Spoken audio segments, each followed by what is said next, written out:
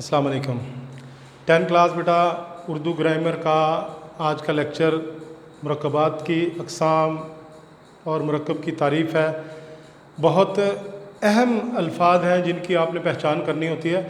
और असल में हकीकत यह है कि ये जो तारीफ़ें हम ग्रामर की बयान करते हैं, ये तारीफ़ें जो हैं ये मास्टर लेवल पे और लेवल पे जो है होती हैं, लेकिन अभी आपने ज़ाहिर बात है समझाने के लिए तारीफ़ तो ज़रूरी है। उसके साथ आपने जो हाईलाइट करूँगा मैं अल्फाज, ख़ुसूसन आपने उन पर गौर करना है। तो अभी मुरक्कब किसे कहते हैं? मुरक्कब जैसे आप केमिस्ट्री में पढ़ते हैं कंपाउंड, एक से ज़्यादा चीज़ों का मजमूआ। उर्दू में मुरक्कब होगा एक से ज़्यादा बामानी अल्फाज के मजमूए को मुरक्कब कहते हैं। मसलन मेरी किताब, ये 2 लफ्ज़ हो गया, मेरी 1 लफ्ज़ हो गया, किताब, नेक लड़का 2 लफ्ज़ हो गया, नेक और इसम है, और ये लड़का इसम है, अदब व एहतराम वगैरह। अब आ जाते हैं मुरक्कब की अक़साम पे। मुरक्कब की किस्में 2 हैं, मुरक्कब नाक़स और मुरक्कब ताम। आज काफ़ी लंबा लेक्चर है, मुरक्कब नाक़स की अक़साम ही इंशाल्लाह हम बयान करेंगे। मुरक्कब नाक़स ऐसा मुरक्कब जिसका मतलब पूरा समझ में ना आए, जैसे तेज़ घोड़ा, सुबह शाम, मीठे आम वगैरह। ये अल्फाज हैं, ये बामानी अल्फाज तो ज़रूर हैं, मगर इतने ही बोल दिए गए हैं तो इससे हमें कोई जुमला, बामानी जुमला नहीं बनता। तो मुरक्कब नाक़स की अक़साम आगे दी हुई हैं। मुरक्कब अज़ाफ़ी, 2 इसमों के ताल्लुक़ के दरमियान ताल्लुक़ पैदा करना अज़ाफ़त कहलाता है। असल इसकी ख़ास निशानी बड़ा गौर कीजिए, खुदा का बंदा, अली की किताब, नेकी का रास्ता, पाकिस्तान के लोग।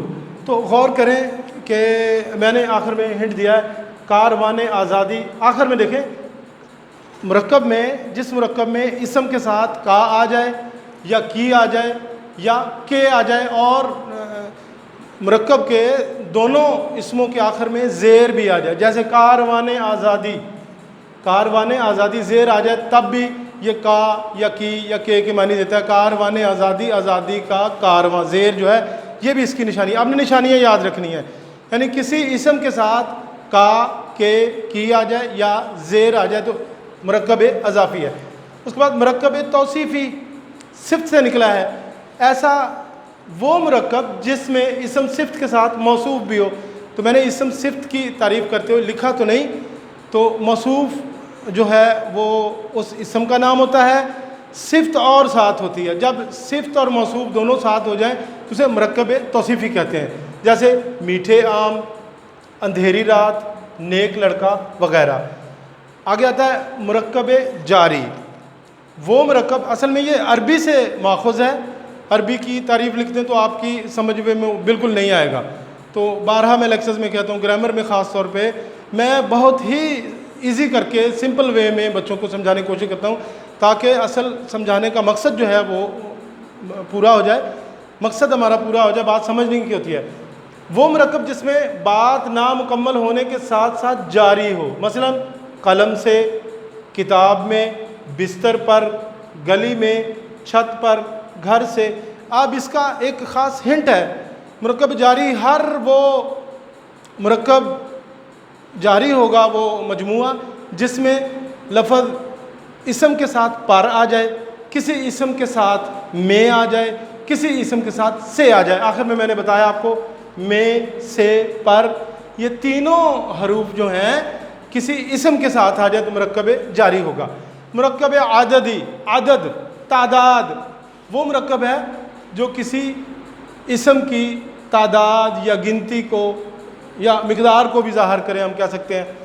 मसलन 2 जग, 10 गिलास, 1 कलम, 4 किताबें, 30 रोज़े, 5 घंटे वगैरह वगैरह। यानी जो भी मुरक्कब हो उसमें किसी तादाद को बयान किया गया हो, मुरक्कब अददी कहते हैं उसे। फिर आ जाते हैं आके मुरक्कब आतफ़ी।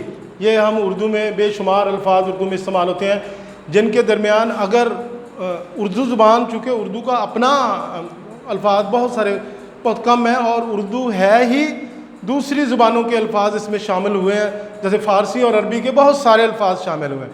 तो वो मुरक्कबात जो अरबी से लिए गए हैं उनके दरमियान वाव आता है, और जो अल्फाज یا مرکبات فارسی سے لیے گئے ہیں ان کے درمیان میں اور آتا ہے. جیسے سمجھے وہ مرکب جو دو اسموں کو ملائے، جیسے صبح و شام، دن اور رات، شام و سحر، سیب اور انگور وغیرہ. یہ یاد رکھیے، بہت اہم بات ہے کہ یہ مرکب جو ہے مرکب عاطفی ایک تاکید کے لیے آتا ہے.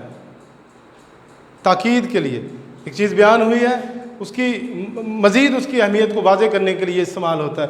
آگے رہتا ہے مرکب تابع موضوع، دو ایسے لفظوں کا مجموعہ جس میں ایک بامعنی لفظ کے ساتھ دوسرا بامعنی لفظ بلا ضرورت بولا جائے.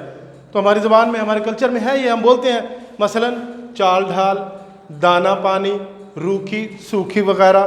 اسی طرح مرکب تابع محمل، جب ہم کلمہ اور محمل کی تعریف کر رہے تھے تو میرے ذہن میں تھا کہ میں یہ بتاؤں، پھر میں نے کہا نہیں، مرکبات میں آئے گا تو تابع محمل ہم بتائیں گے. یعنی دو لفظوں کا ایسا مجموعہ جس میں ایک بامعنی لفظ کے ساتھ دوسرا بے معنی لفظ بلا ضرورت استعمال ہو، یعنی اس کا مقصد کوئی نہیں ہوتا لیکن بولنے کے لیے استعمال ہوتا ہے. جیسے گھاس پھوس، روٹی ووٹی، گپ شپ وغیرہ. تو آج کے لیکچر کے لیے میرا خیال ہے اتنا ہی مواد کافی ہے. امید ہے آپ اس پر غور کریں گے، سمجھیں گے. سارا جو کام ہے وہ آخر میں آپ نے کرنا ہے. اوکے، اللہ حافظ.